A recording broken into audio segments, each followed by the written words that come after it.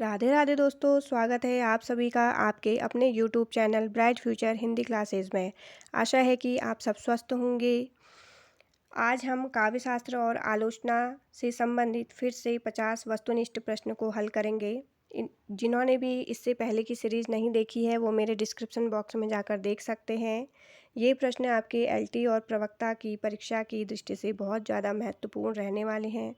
तो चलिए शुरू करते हैं हमारी आज की सीरीज का 51वां प्रश्न है, इनमें से कौन अलंकारवादी आचार्य नहीं है। इसके ऑप्शन है केशव, भामह, जयदेव या फिर आनंदवर्धन। तो इसका जो सही आंसर है वो है ऑप्शन नंबर डी, आनंदवर्धन। ये कैसे आचार्य रहे हैं? ये हैं ध्वनि संप्रदाय के प्रवर्तक। ध्वनि संप्रदाय के ये प्रवर्तक रहे हैं। और प्रश्न ऐसे भी पूछा जाता है कि ध्वनि संप्रदाय के प्रवर्तक कौन थे। तो इसका उत्तर है आनंदवर्धन। अगला प्रश्न देखिए, उपमेय में उपमान की संभावना होने पर कौन सा अलंकार होता है। इसके ऑप्शन हैं उपमा, रूपक, उत्प्रेक्षा या फिर संदेह। तो इसका सही आंसर है ऑप्शन नंबर सी, उत्प्रेक्षा। देखिए, उपमेय क्या होता है। उपमेय वह वस्तु, व्यक्ति या बात होती है जिसके गुणों को स्पष्ट करने के लिए या बताने के लिए हम किसी दूसरे से उसकी तुलना करते हैं। तो तुलना जिसकी की जाती है वो उपमेय होता है। और उपमान क्या होता है? जिससे हम उस वस्तु, व्यक्ति या बात की हम तुलना करते हैं। जैसे मैं आपको यहाँ पर एक उदाहरण देती हूँ। नायिका का मुख चांद के समान है, के समान है। अब देखिए, इसमें नायिका जिसकी हम नायिका है तो उसके बारे में हम बता रहे हैं। तो उसके मुंह को हम किसके समान बता रहे हैं? चांद के समान। तो यहाँ पर जो मुख है वो हो जाएगा उपमेय। क्योंकि हम नायिका के मुख की क्या कर रहे हैं? तुलना कर रहे हैं। और उपमान क्या होगा? चांद। उपमान हो जाएगा चांद, क्योंकि हम चांद से उसके मुंह की तुलना कर रहे हैं। अगला प्रश्न देखिए, रीति संप्रदाय के प्रवर्तक इनमें से कौन थे। इसके ऑप्शन है आचार्य वामन, आचार्य कुंतक, आचार्य अभिनव गुप्त या फिर आचार्य भामह। तो रीति संप्रदाय के प्रवर्तक थे ऑप्शन नंबर ए, आचार्य वामन। अगला प्रश्न देखिए, रीति के लिए मार्ग शब्द का प्रयोग इनमें से किसने किया था। मोस्ट इम्पोर्टेंट क्वेश्चन है, इसे आप जरूर नोट डाउन करिएगा। इसके ऑप्शन है आचार्य कुंतक, आचार्य राजशेखर, आचार्य वामन या फिर आचार्य मम्मट। तो रीति के लिए मार्ग शब्द का प्रयोग किया था ऑप्शन नंबर ए, आचार्य कुंतक ने। अगला प्रश्न देखिए, हमें इसमें काव्य शास्त्र के ग्रंथ का नाम दिया है और उसे रचयिता से मिलाना है। तो ध्वन्यालोक के रचयिता थे आनंदवर्धन। साहित्य दर्पण के जो रचयिता थे आचार्य विश्वनाथ। रसगंगाधर लिखा था पंडित जगन्नाथ ने और काव्य प्रकाश लिखा था मम्मट जी ने। तो इसके जो कोड बैठता है इसका वो है CADB।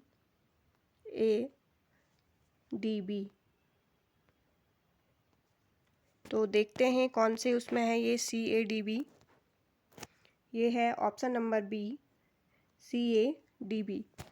चलिए अगले प्रश्न पर चलते हैं।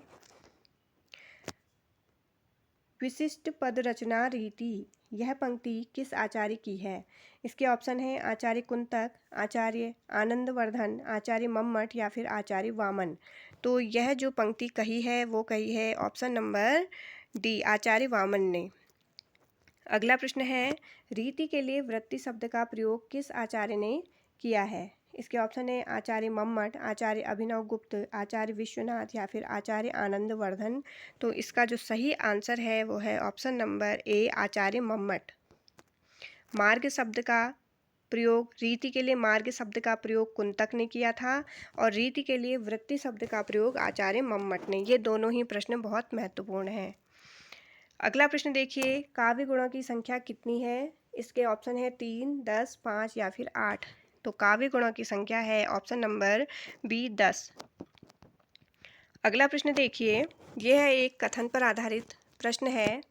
काव्य अथवा नाटक में वर्णित विषय सदैव विशेष होता है, सामान्य नहीं। वह व्यक्ति सामने लाता है, जाति नहीं। यह कथन किसका है? इसके ऑप्शन हैं बाबू श्याम सुंदर दास, आचार्य रामचंद्र शुक्ल, आचार्य विश्वनाथ या फिर डॉक्टर नगेंद्र। तो यह कथन कहा है ऑप्शन नंबर बी, आचार्य रामचंद्र शुक्ल जी ने। अगला प्रश्न है, अभिनव गुप्त का अभिव्यक्तिवाद किस दर्शन पर आधारित है? इसके ऑप्शन है शैव दर्शन से, सांख्य दर्शन से, न्याय दर्शन से या फिर इनमें से कोई नहीं। तो अभिनव गुप्त का जो अभिव्यक्तिवाद है वह किस दर्शन पर आधारित है? वह है ऑप्शन नंबर ए, शैव दर्शन से प्रभावित रहा है इनका अभिव्यक्तिवाद। अगला प्रश्न है, कवि की अनुभूति का साधारणीकरण होता है। यह मत किस भारतीय आचार्य का है? इसके ऑप्शन हैं बाबू श्याम सुंदर दास, आचार्य रामचंद्र शुक्ल, आचार्य विश्वनाथ या फिर डॉक्टर नगेंद्र। तो यह जो मत है वह है option number D, doctor Nagendra ji का। अगला प्रश्न है, शांत रस को महत्व देते हुए किस आचार्य ने तत्व ज्ञान को उसका स्थायी भाव माना है? इसके ऑप्शन हैं विश्वनाथ, मम्मट, अभिनव गुप्त या फिर भरत मुनि। तो इसका जो सही आंसर है वो है ऑप्शन नंबर सी, अभिनव गुप्त। अगला प्रश्न है, आचार्य कुंतक ने वैदर्भी, गौड़ी और पांचाली को क्या नाम दिया है? इसके ऑप्शन है अभिधा, लक्षणा, व्यंजना। ऑप्शन बी है उत्तम, मध्यम, अधम। सी है सुकुमार, यहाँ पर विचित्र है ये, और मध्यम मार्ग। डी है सत, रज, तम। तो इसका जो सही आंसर है वो है ऑप्शन नंबर सी, सुकुमार, विचित्र और मध्यम मार्ग। आचार्य कुंतक ने वैदर्भी को क्या कहा है? सुकुमार कहा है, गौड़ी को कहा है विचित्र और पांचाली को कहा है मध्यम मार्ग। ये परीक्षा की दृष्टि से इम्पोर्टेंट क्वेश्चन है। अगला प्रश्न देखिए, काव्य में अनावश्यक शब्दों का प्रयोग होने पर कौन सा दोष होता है? जब काव्य में हम बहुत अधिक शब्दों का प्रयोग कर देते हैं जो कि अनावश्यक होते हैं, तो उस समय फिर कौन सा दोष उत्पन्न होता है हमें यह बताना है। तो इसके ऑप्शन देखिए, न्यून पदत्व, अधिक पदत्व, अक्रमत्व या फिर दुष्क्रमत्व। तो इसका जो सही आंसर है वो है ऑप्शन नंबर बी, अधिक पदत्व। अगला प्रश्न है, कार्य और कारण में संगति न होने पर कौन सा अलंकार होता है? इसके ऑप्शन है विभावना, निदर्शना, असंगति या फिर विशेषोक्ति। तो इसका सही आंसर है ऑप्शन नंबर सी, असंगति। अगला प्रश्न देखिए, कारण न होने पर भी यदि कार्य संपन्न हो रहा है तो वहाँ कौन सा अलंकार माना जाता है? इसके ऑप्शन है विभावना, विरोधाभास, प्रतीप और व्यतिरेक। ये भी बहुत इंपॉर्टेंट क्वेश्चन है आपकी एलटी और प्रवक्ता की दृष्टि से, तो आप इसे भी नोट डाउन करिएगा। इसका जो सही आंसर है वो है ऑप्शन नंबर ए, विभावना। विभावना अलंकार कब उत्पन्न होता है? जब कारण न होने पर भी कार्य संपन्न होता है। तो विभावना के लिए एक यहाँ पर मैं उदाहरण देती हूँ आपको। बिनु पद चले, सुने बिनु सुने बिनु काना। इसका अर्थ क्या है? बिना पैरों के भी क्या करते हैं? चलते हैं, और बिना कानों के भी क्या कर रहे हैं? सुनाई उन्हें दे रहा है। तो यहाँ पर कारण नहीं है हमारे पास, लेकिन फिर भी क्या हो रहा है? कार्य संपन्न हो रहा है। तो यहाँ पर होगा विभावना अलंकार। अगला प्रश्न देखिए, नाक का मोती अधर की कांति से, बीज दाड़िम का समझकर भ्रांति से, देखकर सहसा सुख हुआ मौन है, सोचता है अन्य सुख यह कौन है? तो इन पंक्तियों में कौन सा अलंकार है? इसके ऑप्शन देखिए, ये उत्प्रेक्षा है, यहाँ पर उत्प्रेक्षा। दूसरा है भ्रांतिमान, संदेह या फिर असंगति। तो इसमें जो अलंकार है वो है ऑप्शन नंबर बी, भ्रांतिमान। अगला प्रश्न देखिए, कहें कहें कवि कवि बेनी बेनी ब्याल की चुराई लीनी। तो इस पंक्ति में कौन सा अलंकार है? इसके ऑप्शन है यमक, श्लेष, उत्प्रेक्षा या फिर रूपक। तो इसमें कौन सा अलंकार है? इसमें है ऑप्शन नंबर ए यमक अलंकार। यमक अलंकार कब होता है? जब कोई शब्द दो बार उसकी आवृत्ति होती है और दोनों ही बार उसके क्या होते हैं? भिन्न भिन्न अर्थ होते हैं। यहाँ पर देखिए, कहे कवि बेनी, तो यहाँ पर कवि बेनी का यहाँ पर नाम है। तो इसका अर्थ क्या है? देखिए, कवि बेनी कह रहे हैं कि नायिका की चोटी सांप की तरह सुंदर है। तो यहाँ पर जो दूसरा बेनी है, इसका अर्थ क्या है? इसका अर्थ है चोटी। क्या है? चोटी या चुटिया, जिसे आप कहते हैं चोटी, और ब्याल हो गया सांप। तो कवि बेनी क्या कह रहे हैं? कवि बेनी कह रहे हैं कि नायिका की जो चोटी है, जो दूसरा बेनी है, वो उसका अर्थ है चोटी, सांप की तरह कैसी है? सुंदर है। सांप की तरह काली है, सुंदर है, या उसे कैसे बनाया है? सांप से चुराकर बनाया हुआ है। तो इस पंक्ति में कौन सा अलंकार होता है? यहाँ पर यमक अलंकार, क्योंकि यहाँ पर बेनी बेनी दो बार आया है और दोनों ही बार उनके अर्थ क्या हैं? भिन्न भिन्न हैं। तो अगला प्रश्न चलते हैं। देखिए, ध्वनि को काव्य की आत्मा इनमें से किसने स्वीकार किया है? इसके ऑप्शन है आचार्य वामन, आचार्य कुंतक, आचार्य आनंदवर्धन या फिर आचार्य भामह। तो इसका जो सही आंसर है वो है ऑप्शन नंबर सी, आचार्य आनंदवर्धन। अगला प्रश्न देखिए, ध्वनि प्रस्थापन परमाचार्य की पदवी इनमें से किसको दी जाती है? इसके ऑप्शन है आनंदवर्धन, अभिनव गुप्त, मम्मट या फिर विश्वनाथ। तो इसका सही आंसर है ऑप्शन नंबर सी, मम्मट। अगला प्रश्न देखिए, इसमें हमें सूची मिलानी है। कृतिकार का नाम है और कृति है, ये आगे पीछे हो गया है। यहाँ पर कृतिकार का नाम है, कृतिकार का नाम है ये, और यहाँ पर है रचना का नाम उनकी। तो रस सिद्धांत किसका था? ये था डॉक्टर नगेंद्र का। चिंतामणि आचार्य रामचंद्र शुक्ल का ग्रंथ है। कवि प्रिया आचार्य केशव का है, और भाषा भूषण जसवंत सिंह का है। तो इसका जो सही ऑप्शन है देखिए वो है डी, सी, ए और बी, डी, सी, ए, बी। चलिए देखते हैं डी, सी, ए, बी किस में है। ये है ऑप्शन नंबर डी, डी, सी, ए, बी। अगला प्रश्न देखिए, वीर रस प्रधान रचना में कौन सा गुण प्रमुख होता है? इसके ऑप्शन है ओज, प्रसाद या फिर माधुर्य, या है इसमें उपयुक्त सभी। तो वीर रस प्रधान रचना में कौन सा गुण होता है? वो है ऑप्शन नंबर ए, ओज गुण। अगला प्रश्न है, रोमांटिसिज्म का जन्मदाता इनमें से किसको माना जाता है? इसके ऑप्शन है Karl Marx, Victor Hugo, Rousseau या फिर अरस्तो। तो इसका सही आंसर है ऑप्शन नंबर सी, रूसो को रोमांटिसिज्म का जन्मदाता माना जाता है। अगला प्रश्न है, इनमें से कौन सा कवि स्वच्छंदतावादी कवि है? तो इसका जो ऑप्शन देखिए, भारतेंदु हरिश्चंद्र, मैथिली शरण गुप्त, जयशंकर प्रसाद या फिर अज्ञेय। तो इसका सही आंसर है ऑप्शन नंबर सी, जयशंकर प्रसाद। स्वच्छंदतावादी को क्या कहा जाता है? रोमांटिसिज्म भी कहा जाता है।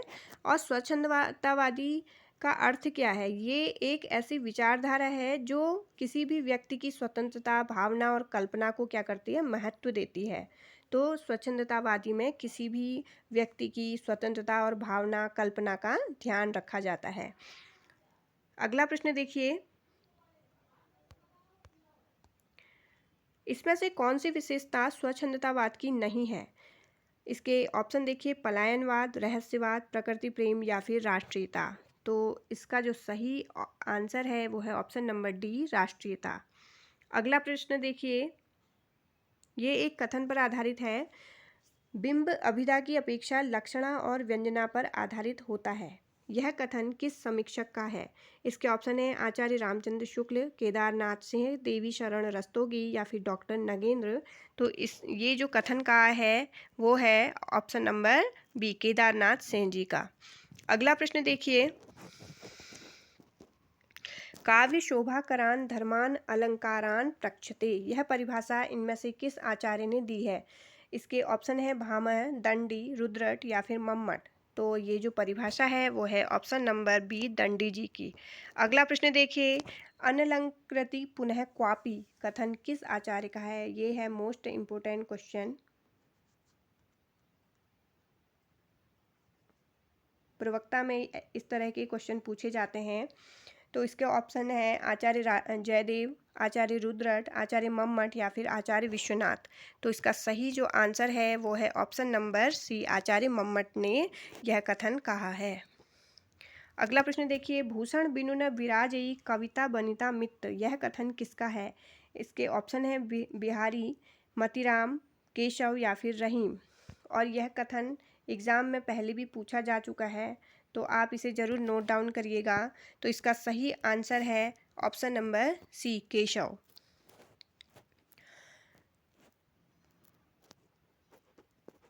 अगला प्रश्न देखिए, यथार्थवाद और अति यथार्थवाद का जन्म कहाँ हुआ? इसके ऑप्शन है रूस, इंग्लैंड, जर्मनी, फ्रांस। तो इसका जो सही आंसर है वो है ऑप्शन नंबर डी, फ्रांस में। अगला प्रश्न देखिए, इनमें से किस आचार्य ने वाक्यम रसात्मकम काव्यम कहा है? इसके ऑप्शन है मम्मट, विश्वनाथ, पंडित राज जगन्नाथ या फिर अभिनव गुप्त। तो इसका सही आंसर है ऑप्शन नंबर बी, आचार्य विश्वनाथ ने। अगला प्रश्न देखिए, निम्नलिखित सूचियों को सुमेलित करते हुए सही विकल्प का हमें चयन करना है। इसमें देखिए हमें अलंकार इसमें मिलाने हैं। भूरी भूरी भेदभाव भूमि से भगा दिया, तो इसमें कौन सा अलंकार है? देखिए इसमें भौ भौ की 1 2 3 4 बार वर्ण ये भौ भौ आए हैं और 5 एक बार और आए हैं, तो इसमें कौन सा अलंकार होगा? इसमें होगा अनुप्रास अलंकार। बारे उजियारो करे बढ़े अंधेरो होए, तो इसमें कौन सा अलंकार है? इसमें है श्लेष अलंकार।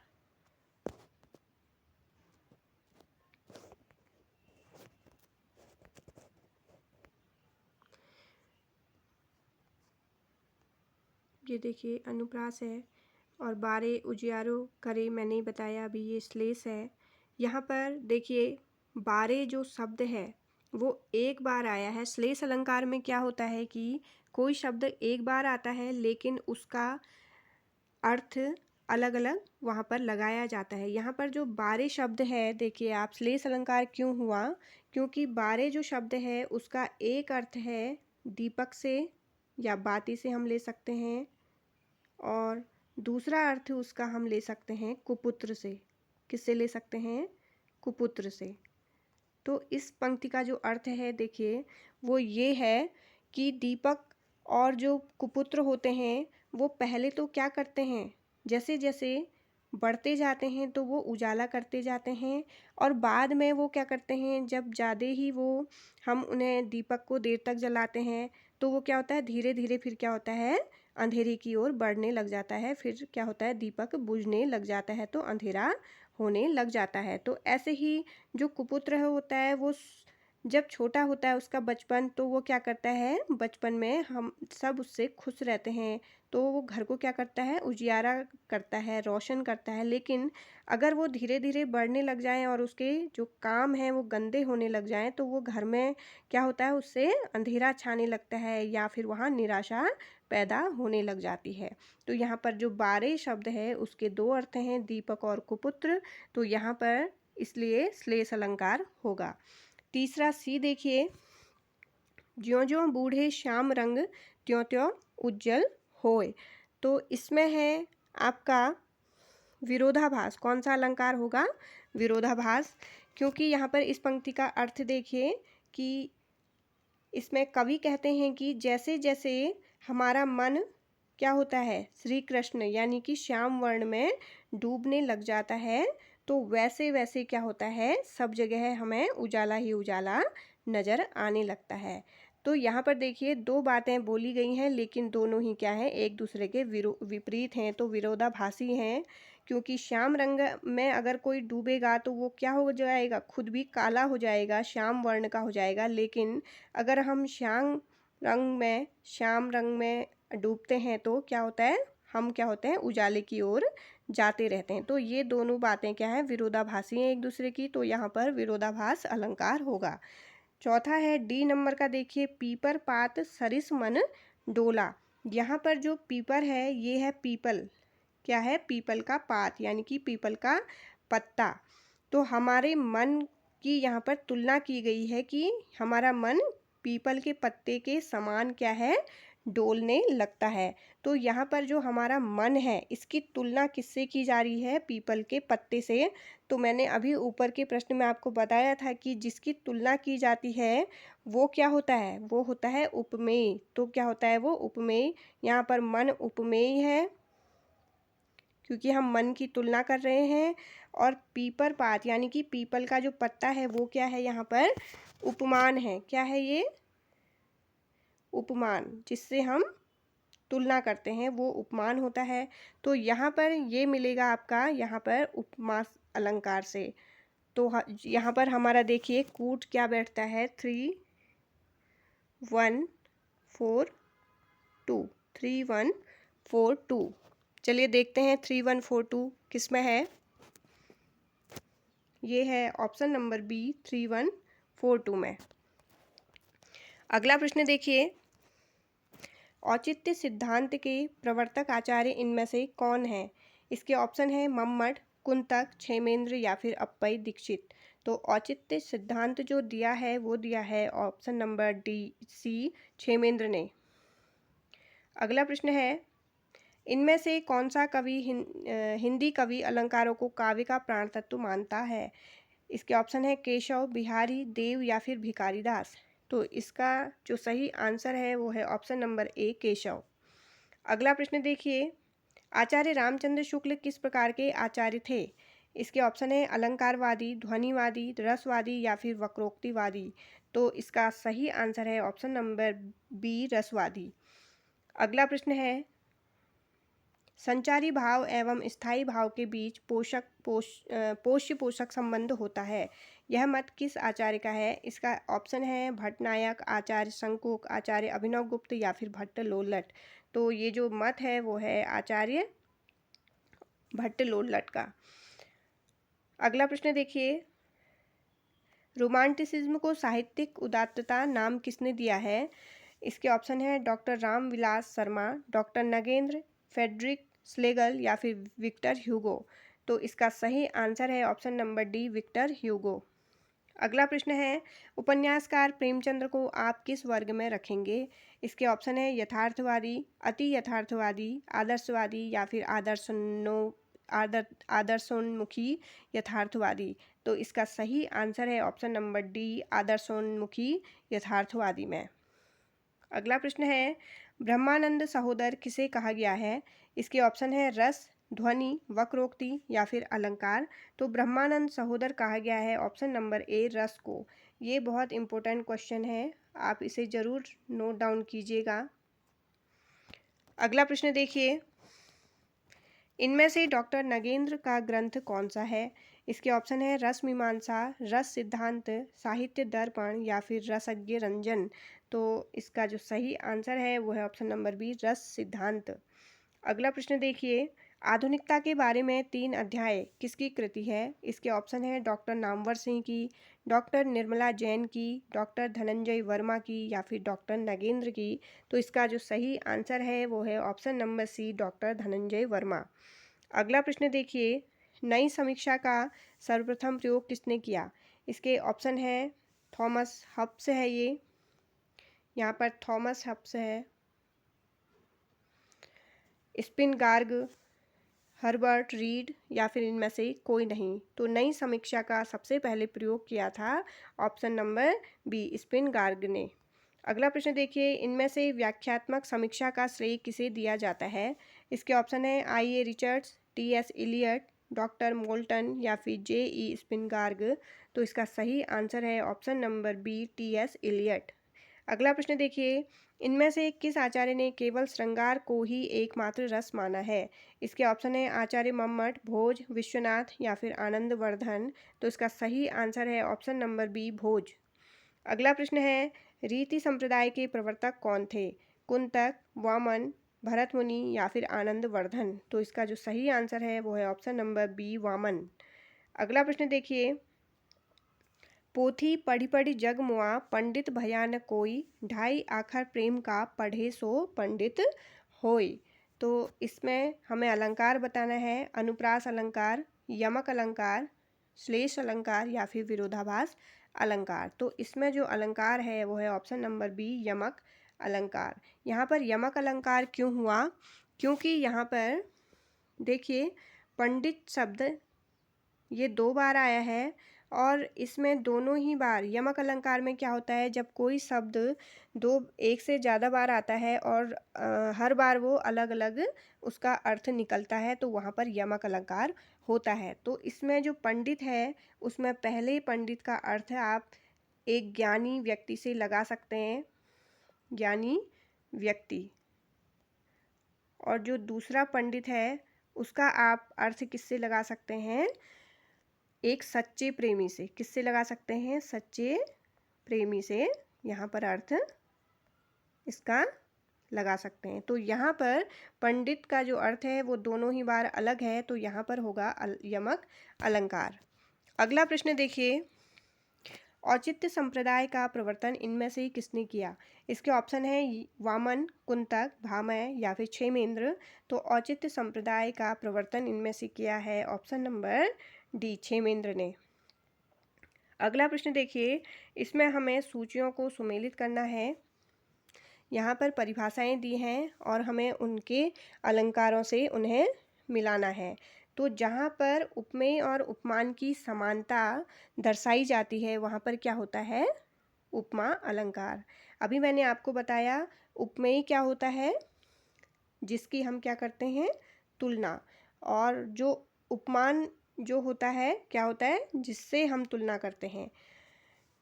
और दूसरा है उपमेय पर उपमान का अभेद आरोप जहाँ पर होता है वहाँ पर कौन सा अलंकार होता है? वहाँ पर होता है रूपक अलंकार। उपमेय तीसरा है देखिए सी, उपमेय में उपमान की कल्पना या संभावना जहाँ पर प्रकट की जाती है वहाँ पर कौन सा अलंकार होता है? वहाँ पर होता है उत्प्रेक्षा अलंकार। और चौथा है उपमेय की श्रेष्ठता और उपमान की निष्कृष्टता जहाँ पर प्रदर्शित होती है वहाँ पर होता है प्रतीप अलंकार।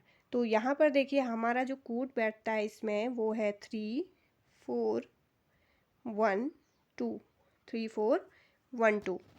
आप इन डेफिनेशन को, परिभाषाओं को अच्छे से देख लीजिएगा, ये एग्ज़ाम में आते भी हैं। तो 3 4 1 2 देखते हैं हम किस में है।